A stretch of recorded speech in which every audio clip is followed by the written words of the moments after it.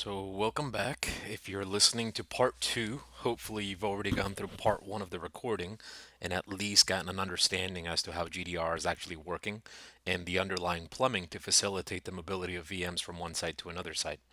So, in this particular recording, I'll do the actual demo in order to introduce the GDR lab environment. I went ahead and I kind of repainted the steps that I took to go ahead and configure my cluster. So you'll see, steps 1 through 5, where I register the actual cases cluster, define the sites, register the HMCs, paired out my hosts, and define the storage subsystems. So same exact stuff that I covered in part one of the recording. Um, and you see the logical view as far as what actually took place. I did the definitions on the actual cases management LPAR or VM, and then you'll see that there's a little bit of extra detail in the bottom left. The VMs are not vanilla VMs. I did have some RHEL instances. I did have some SLES instances, and and in our particular environment, what we're doing is we're playing with HANA system replication. So we do happen to have actual database instances leveraging system replication between them. We have S4 application servers, and we're doing it on both RHEL instances and SUSE instances. So you see that I have a couple different clusters actually in place. So to describe a little bit as far as the environment, we are playing with a pair of S822s. The pictures are not 100% accurate, but for the purposes of the logical demonstration, I figured it was just as easy to show you two separate systems. And if I kind of start painting the details, you'll see that I have two S822s in my particular environment. I highlighted the levels of firmware. I am playing with completely separate HMCs, and as you see, one of them manages systems on the primary site. The particular diagram is only showing a single system on either side, but there are multiple systems that those HMCs are actually managing. And then on the very bottom, I do have separate storage subsystems. I'm showing a SAN volume controller backed by Flash 900 storage on the bottom left. It's running 813 level of firmware. And then on the target side, I've got a V9000, also same exact level of firmware. GDR does incorporate with very early levels of firmware. I happen to be playing with pretty current code. Um, I am leveraging native IP replication, so I have source LUNs and target LUNs that replicate the OS and the data LUNs that back those VMs. And then VIO servers, I do have a pair of VIO servers on either side. We're playing with 226 level of code, so those guys have been actually stood up. And as I start painting additional details, you'll see initially we started playing with individual SAP HANA VMs. We're playing with HANA version 2.0. We didn't start with SUSE originally, but we've kind of changed it around. So now we were doing primarily RHEL testing. There were 7.4 instances that were patched up to 7.5. So we're playing with pretty early code there, and they are actually clustered, leveraging the existing RHEL HANA clustering extensions. So we've got clusters in place. Uh, Beyond the database LPARs, we came in later and we also let GDR start managing an actual application server, also playing on RHEL. And then we took it a step further and we said, let's go ahead and not just do RHEL HANA instances, let's also go ahead and do SLES. So there we have SLES 12 Service Pack 3 also clustered, leveraging independent HANA system replication. And just in the same fashion, we have S4 application servers in place, playing with the same levels of code. So two completely separate HANA clusters that are basically being bounced back and forth if we choose to leverage GDR. To get the GDR configuration in place, we did go ahead and define a completely separate VM. He does not reside on the target S822. He resides in a different system altogether. As I mentioned in the first recording, that VM can exist on either of the sites. The best practice is that he lives on the target site. In the event that you take a hit on the primary, at least you still have access to him. He is an AIX722 LPAR. So I'll show you that when I do the actual demonstration. And I'm playing with 120 Service Pack 1 code for that cases management LPAR. The specs, we recommend at least one processor with 8 gigs of memory. We happen to give this one 32 gigs of memory, and he's just got a single LUN with 100 gigs. Also, the requirements are pretty small as far as the amount of space that you would need for that installation. We did by default go ahead and do the discovery and let it manage all of those VMs. So I drew that ring on the bottom left where GDR is encompassing every single VM that exists on the primary site, and then that way he'll try to go ahead and relocate all of them in one shot. I can just as easily come in after the fact and start on managing VMs and saying, hey, don't touch these guys. I only maybe want to move a subset of them. So I'll go through the motions and demonstrate that as well. I did make some additional modifications. So in my environment, not only did I do the first set of steps up on the very top, but I did also go ahead and tweak a couple of things. On the bottom, the first dark row that I'm showing you there, I tweaked the replication mode. So by default, when you define the cluster and go through the initial configuration, the default replication type is async. So in my environment, my servers are relatively close. So I modified the replication type for my LUN replication to synchronous on the storage subsystem. And then I also told GDR in that particular command saying, hey, I'm using synchronous replication for this particular configuration.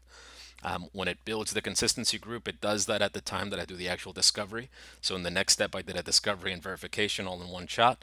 And then the last piece that I kind of tweaked and manipulated in my environment, I mentioned in the first recording that if you wanted to manipulate the priorities for your VMs, you could go ahead and do that. So here what I did is I set a priority of high to my database VMs.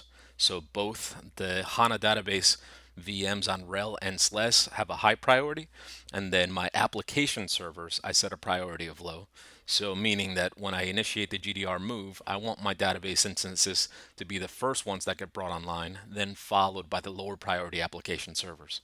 So I can kind of stage the order of the acquisition of the resources.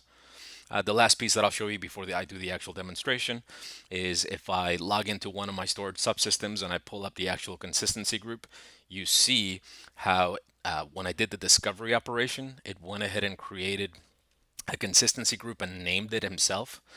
So it does actually encompass all of those source and target LUN definitions for all of the VMs. So if I kind of start painting the animation, you'll see my 3 different RHEL VMs are painted on the right hand side, and then my SLES ones are on the bottom. If you notice that there's a couple that I didn't highlight, those are the disk fencing devices for my clusters. They are also getting replicated, but for simplicity's sake, you can see the VM names and how we named those LUN definitions. So VM1, 2, and 3, and then VM4, 5, and 6. In this instance, it is managing all of the 6 virtual machines. And again, I'll go ahead and do a plan move operation so you see what's actually taking place. And then I'll go ahead and I'll unmanage some of them and do the same operation to split up those VMs so you see how easy it is to actually manage the environment. All right, so let me go ahead and switch over to my other workspace and I'll kind of log some commands and poke around the actual cases management LPAR and show you what you would actually expect in your environment.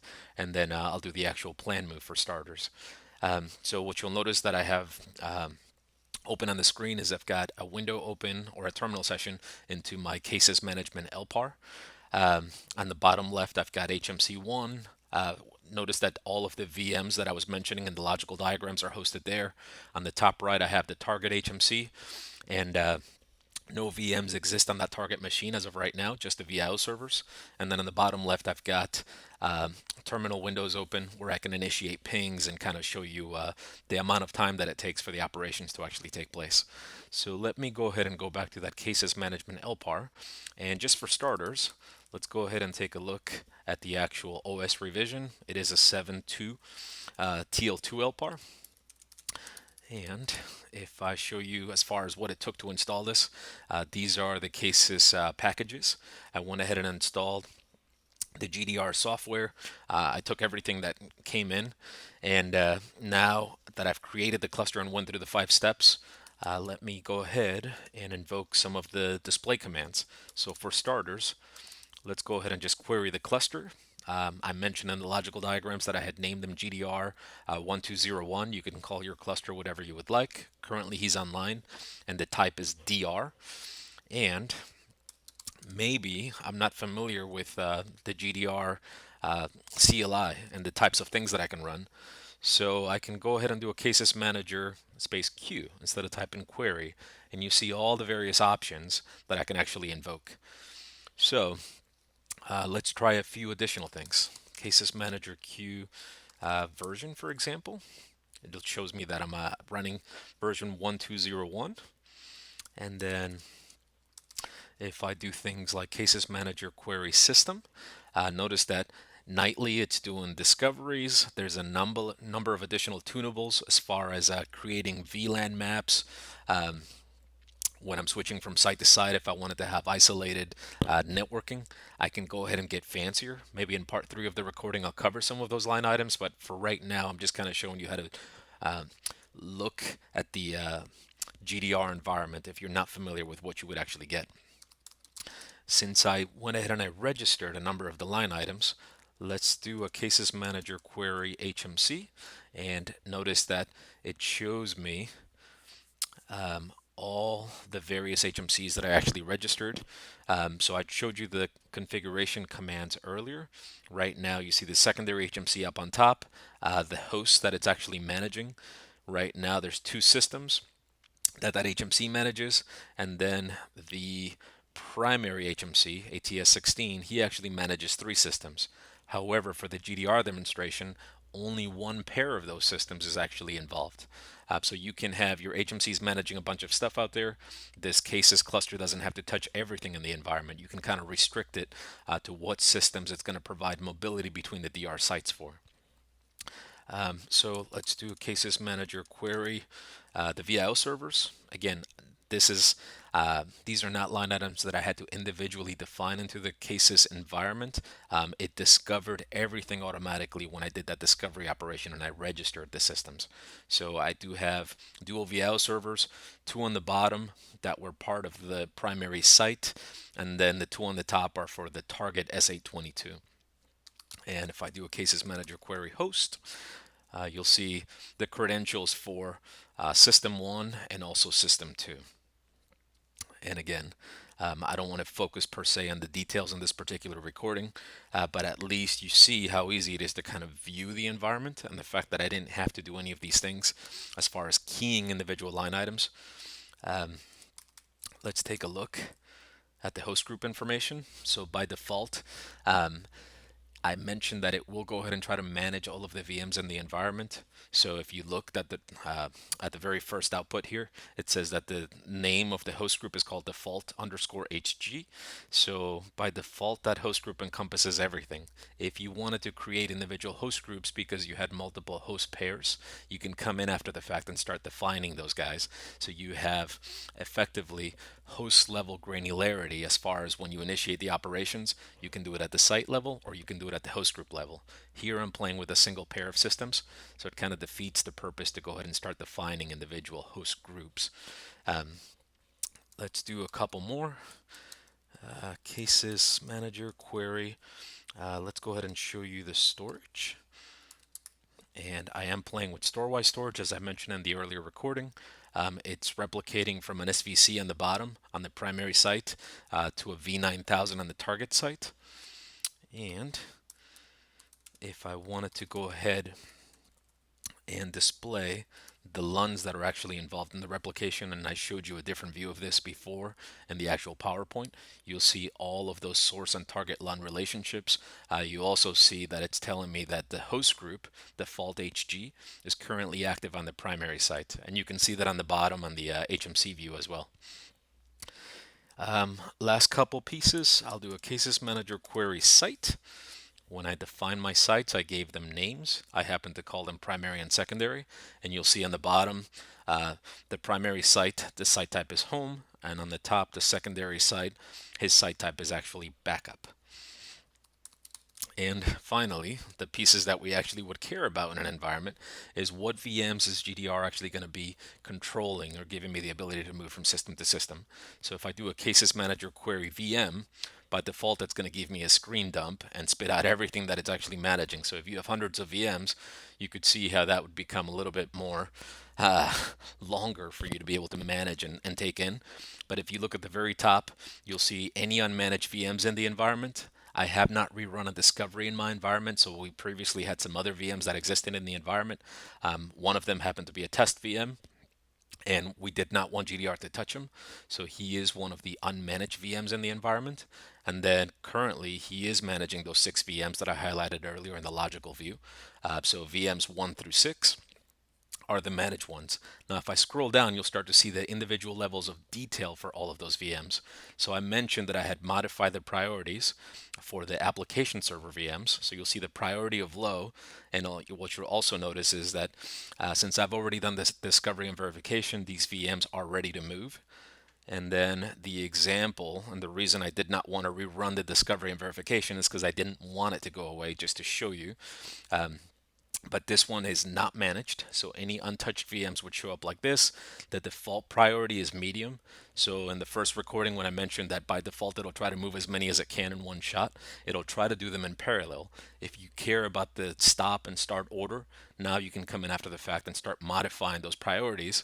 So if I start scrolling down, you'll see one of my database VMs, VM5, he has a priority of high, and that's because I went ahead and I modified that a little bit earlier. Same thing for VM4. And then if I get down to VM3, which is the RHEL application server, I want a priority of low for that one. Same thing with also the RHEL database HANA nodes. I set a priority of high for those guys. Now, if I wanted to simplify my life and do the same thing, but I only wanted to see whatever it was managing, maybe I just do something like this. I do a cases manager query VM, pipe it into a grep minus p for managed. And if I wanted to see any unmanaged VMs, maybe I just want the short view. So if I do a cases manager query VM, grep minus p on unmanaged, I would be able to very quickly see any of the VMs that GDR was touching or not touching in the environment. So let's go ahead and tee this off. And before I initiate the operation, let's go ahead and do a quick date. And let me see, 175.190, and I'll just start pinging the RHEL VMs. 30, 191, and 175.192. So I'll just have multiple pings running to my first 3 VMs. The first 2 were the HANA database VMs, and then the third one, VM3, is the application server. So if I just go ahead and do a plan move, and we'll keep it simple, we'll go from primary site to secondary, and now we'll just kind of let it go. Our observations have been that the operations for this number of VMs take just shy of 10 minutes, but it is very hands-off once I go ahead and tell it to proceed. So what I'll probably do is I'll speed up the recording, take us to the end, and then I'll rerun the date command, and you'll be able to also see when the pings actually resume in the environment.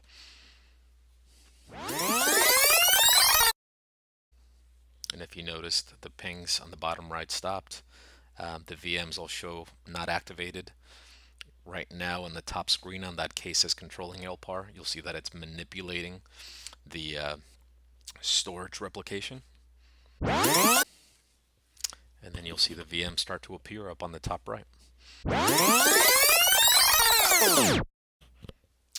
Alright, and if you notice, the operation itself did go ahead and complete up on the top left. So 6 of the VMs have successfully been moved. If you notice my pings on the bottom right, I have still not received a response back from my ping requests.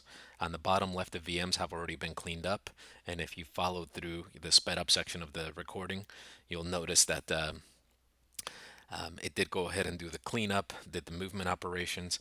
It did go ahead and move the SLES VMs faster than it did the RHEL. And that's just during the boot up process. You'll notice that it did go ahead and process the database instances faster than it did the application servers. So VM3 and VM6 were the last ones to go ahead and come across. And then you'll notice that as soon as we gain pings, we should be pinging the HANA RHEL database VMs first, and then the application server after.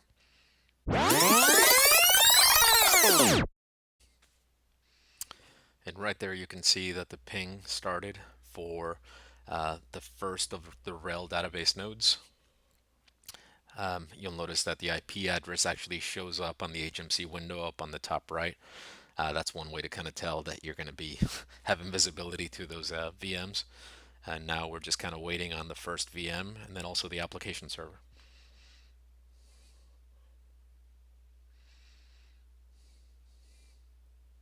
And there goes uh, database VM1.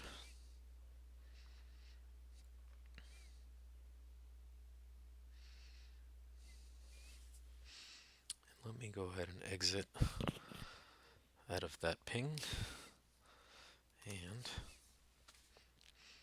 you'll see based on when we started to where we're at now approximately how long it took. Again, we observed that the SLES VMs came across a little ways faster than the RHEL VMs, and it wasn't so much the creation of the profiles, it was more so during the boot up process. It seems like it took a little bit longer for the RHEL VMs to come online.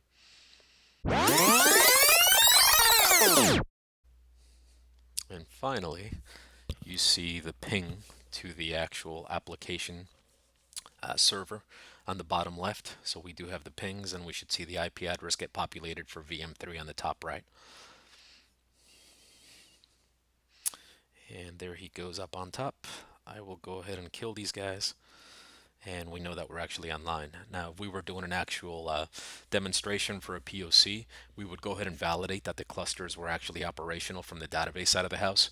But since the purposes of this recording are just to show you the GDR movement operation, I figured there was no point of actually going in and proving to you that the HANA DB instances did effectively come online and that the clusters were actually working properly. Um, Again, if you want to take it to that level of detail, please do contact us, and we can go ahead and perform a true POC and show you that we can go ahead and manipulate running live production workloads from one site to another site and show you that the cluster operation would go ahead and resume on the target site just as it was running on the primary site.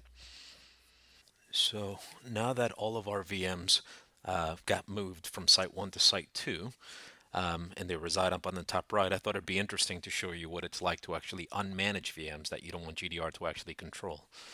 So for starters, let's go ahead and just pull up the host names real quick. So I've got the host name cached up, and here is the host name for the actual secondary system. And we can do a cases manager unmanage VM name equals, and we'll unmanage VMs 1, 2, and 3. ATS SG 190, VM02, SG 191, and let's do VM03, ATS SG 192, host equals, and I cached up the host name. So we'll go ahead and launch it, and you'll notice that now those three particular VMs, the RHEL ones, are no longer managed. Now this is cluster unmanaging definition, but we have not rebuilt the consistency group. So remember that the plumbing actually matters. So now if I did a cases manager query VM and I piped it into a grep to see the unmanaged VMs, and you would see that the old test VM is there, and now the three VMs that I told it not to go ahead and touch. Discover site secondary, verify equals true. So let's go ahead and rediscover so that it go ahead and discovers what should encompass the host group. It'll check the LUNs and rebuild the consistency group with only the LUNs that actually correspond to the managed VMs. So this will take a little bit of time. It shouldn't take super long, but you at least will get a feel of what would be required in your environments. And now, once this operation completes, if I initiated the move of only the three managed VMs, then now I'm effectively splitting the two sets of VMs. So three of them would reside on site 1 and three of them would stay on site 2.